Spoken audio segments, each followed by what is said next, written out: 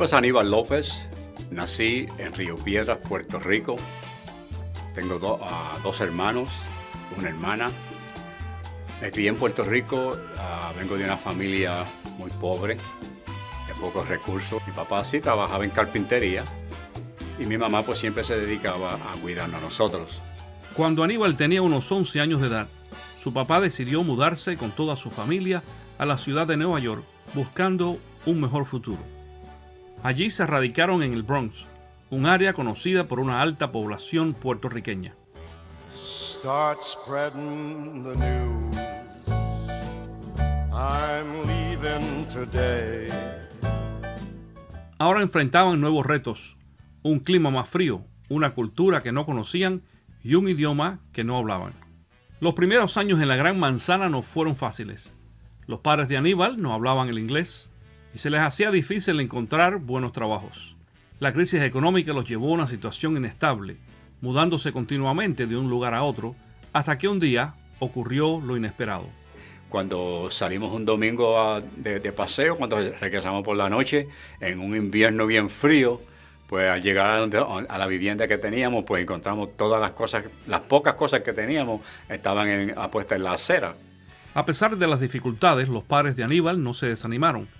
Aunque su papá luchaba con el vicio de la bebida, su madre a su vez era una mujer cristiana, movida por su fe, que le inyectaba a la familia el ánimo necesario para seguir luchando.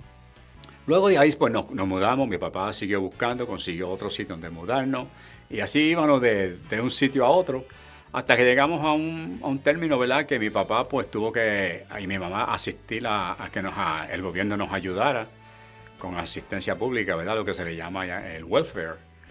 Ahí pues nos aprobaron un sitio en el caserío que se llama Thrush Neck Housing. Ahí pues nos consiguieron un apartamento a donde vivir y ahí pues pudimos vivir un poco mejor. Podíamos tener nuestros cuartos, ¿verdad? Y estar un poquito más limpio, estar un poquito más cómodo. Mi mamá estaba más tranquila y así pues seguimos adelante ahí en el condado de Bronx, en Thrush Neck. Fue que yo pues me crié. Ahí pasé mi vida, ahí me desarrollé, ahí fui a la escuela, asistí a la escuela a la High School de Columbus.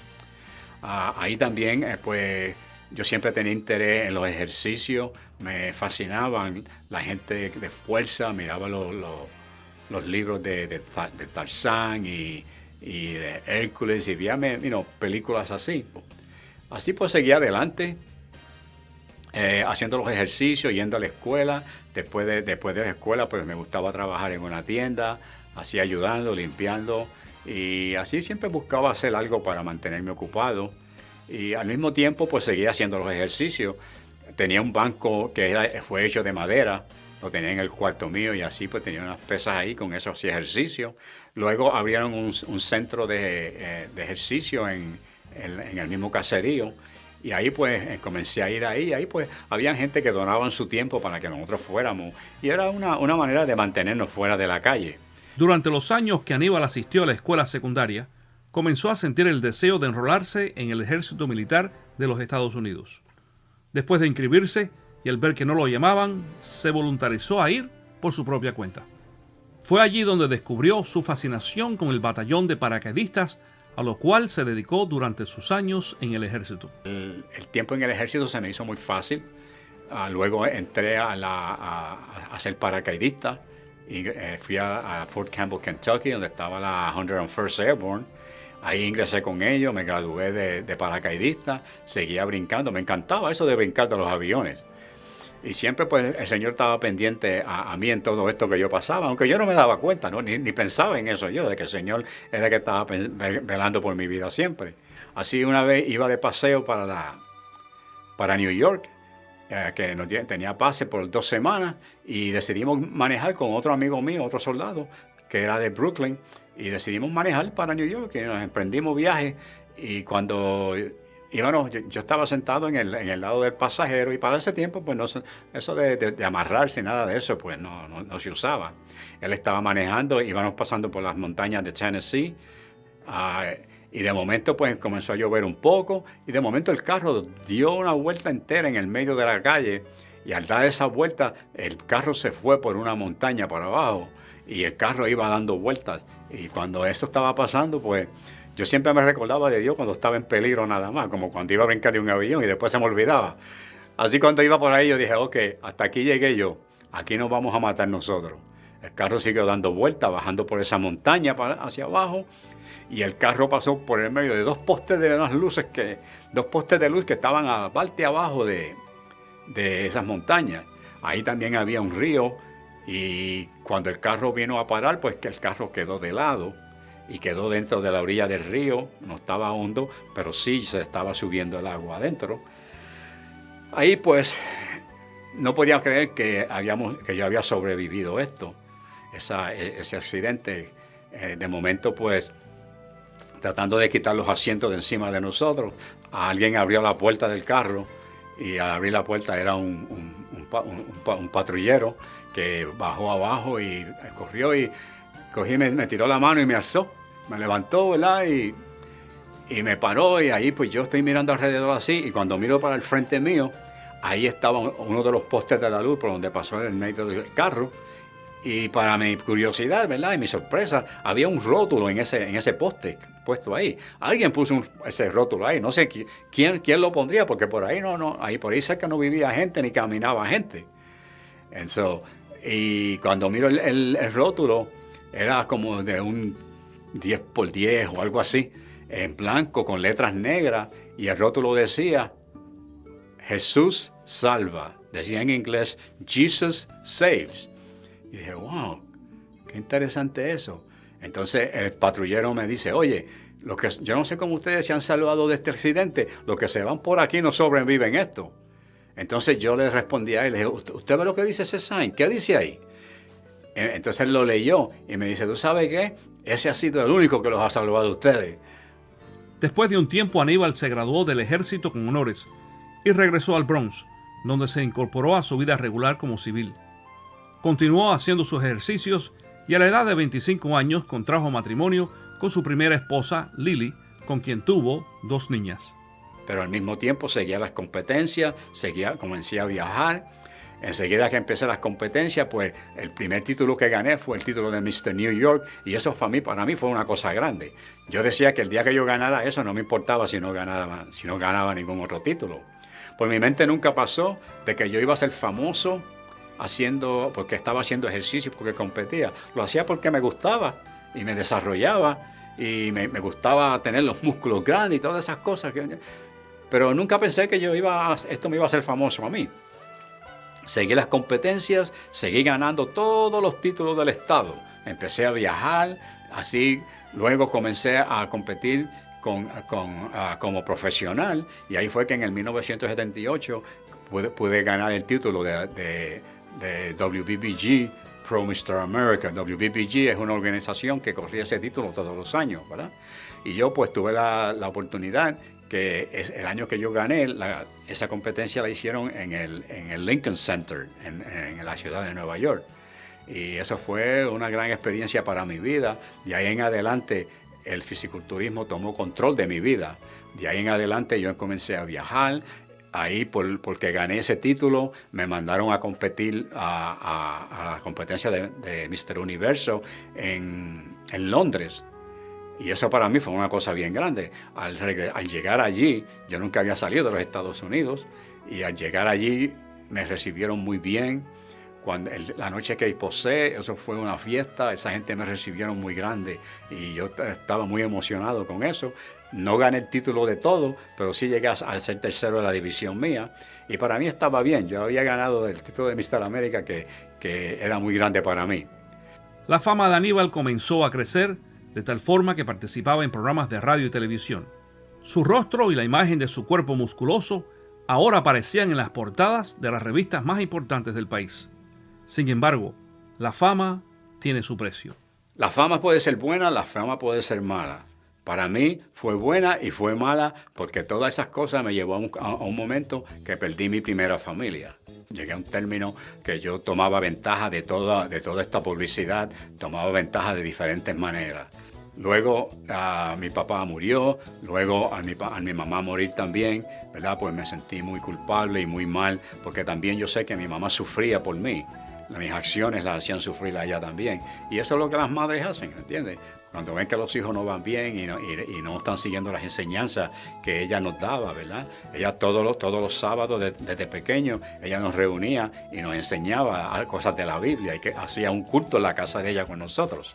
Pero ya luego, cuando fuimos mayores, pues nos apartamos de todo eso y no quise saber nada más de las iglesias ni nada de esas cosas. Así pues seguí adelante con mi vida. Mi mamá murió, mi vida estaba muy desordenada, me encontraba muy solo.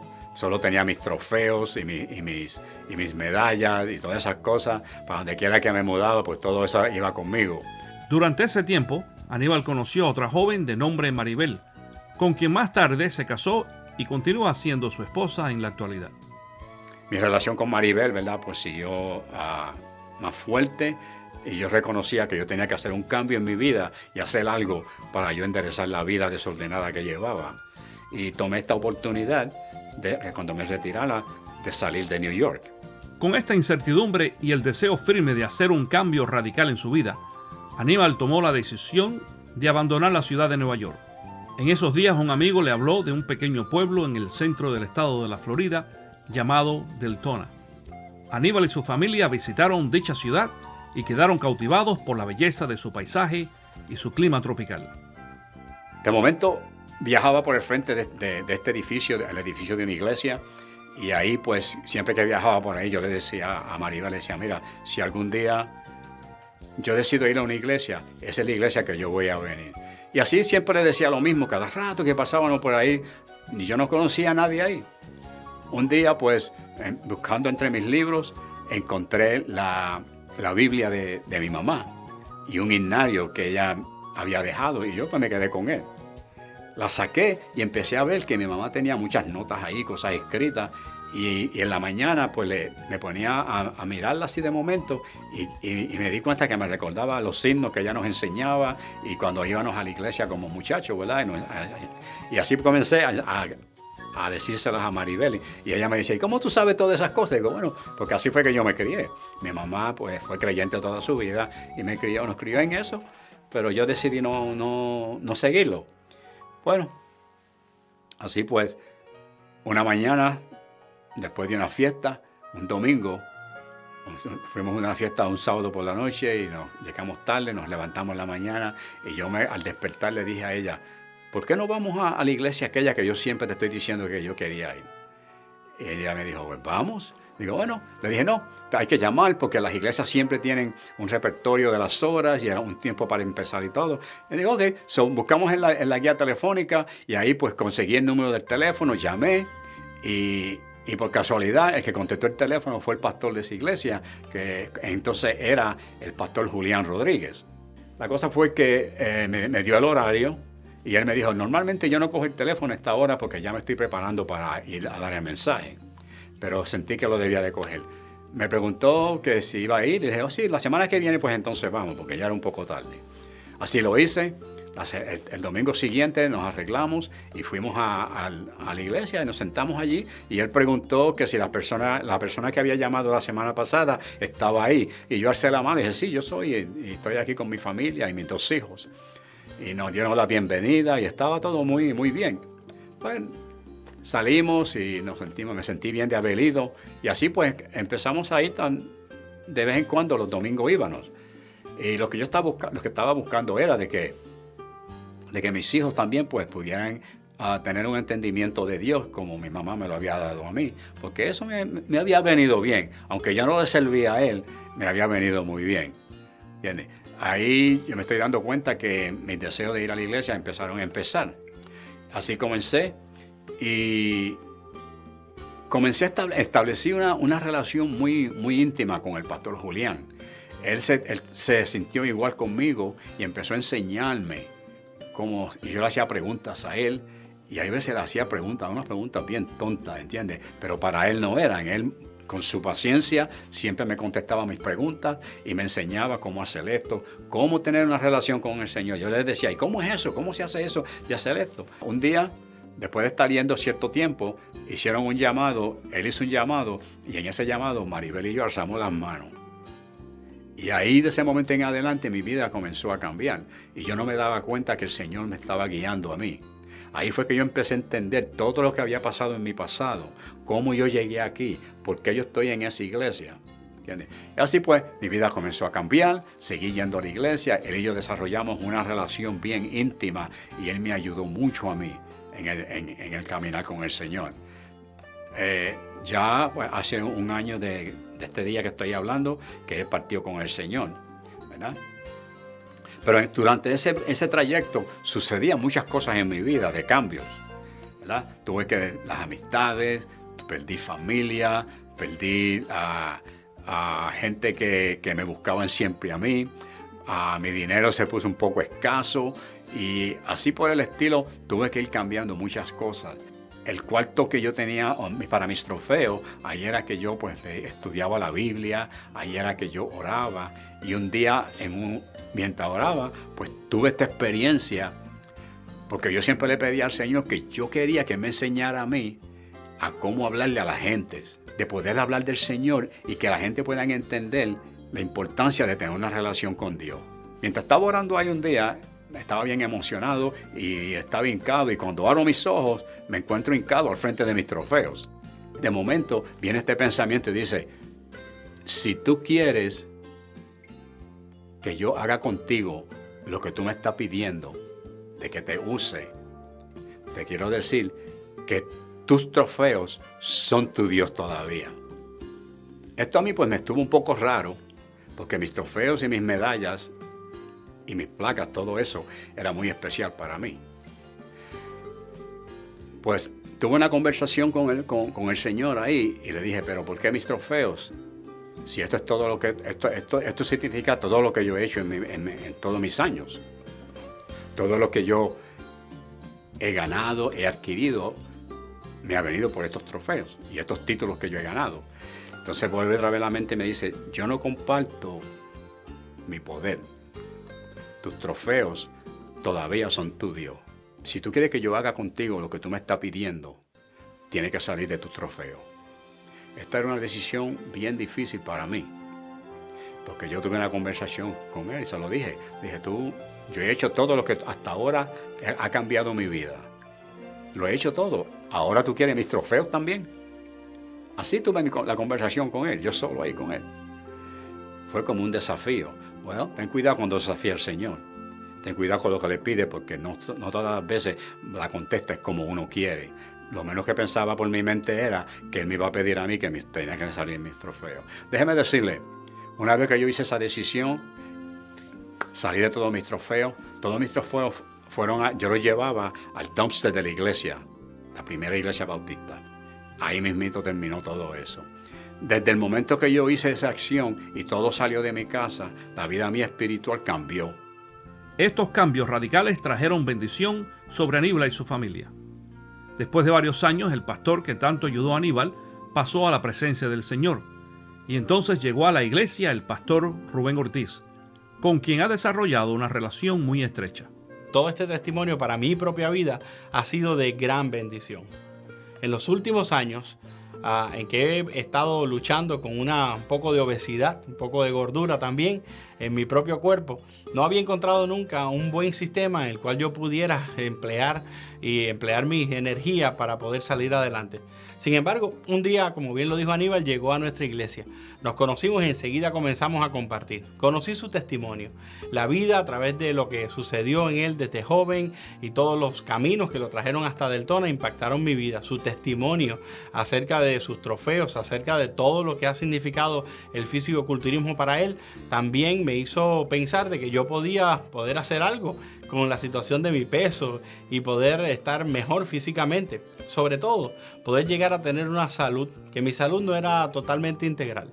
Pienso que los pastores hablamos mucho acerca de la salud y de la vida eterna, pero casi nunca ponemos nuestra mente y ponemos en realidad mucho énfasis en cuidar de nuestro cuerpo. Sin embargo, las palabras son vacías cuando se trata de decirle a los demás: cuídense ustedes, pero miren yo la gordura que tengo. Pues les cuento que en el último año he comenzado a hacer entrenamiento también con Aníbal en base a lo que tiene en su gimnasio particular. Y ha sido de gran bendición para mi vida. No solamente yo, sino otros hermanos de la congregación se han unido a este esfuerzo y nuestra salud integral ha mejorado totalmente. Yo creo que Aníbal es un gran ejemplo, no solamente como un ciudadano correcto, como un gran deportista, un gran fisicoculturista, pero sino también porque él tiene un título que tal vez nunca se lo dieron oficialmente, y es que él puede ayudar a transformar los cuerpos de las personas. Y como entrenador es una gran personalidad e incluye en eso su vida espiritual. También Aníbal para nosotros ha significado una gran bendición porque ha podido llevar a otros a los pies de Cristo. Nosotros creemos que cuando tú llegas a los pies de Cristo, tu vida cambia. Cuando tú reconoces a Dios como tu Señor y Salvador personal a través de Jesucristo, todas las cosas pasan a tener un segundo lugar. En primer lugar está la relación que tú tienes con Dios a través de Jesucristo. Aníbal es un comunicador nato de esa gran verdad. A través de los ejercicios ha podido conocer a tanta gente a los cuales los va llevando en procesos de discipulado personal, con cercanía acerca de lo que ellos tienen que conocer de Dios. Por lo tanto, es un buen ejemplo para nuestra congregación también. Nosotros confiamos que este video sea de mucha bendición para tu vida. Para mí, la vida de Aníbal lo ha sido, y yo espero que tú también puedas poner en marcha una transformación integral que incluye tu mente, ciertamente, que incluye entregarle tu corazón a Dios, pero que incluye cuidar de tu cuerpo, porque ahí también mora el Espíritu de Dios. Ahora Aníbal dedica su vida para entrenar a jóvenes que tienen el deseo de mejorar su condición física, usando esta herramienta para hablarles a otros también de Cristo Jesús. Tú también puedes comunicarte con Aníbal López llamando al 321-230-5105 o a través del correo electrónico anibal@aniballopez.com. Síguelo también en Facebook, Twitter y YouTube.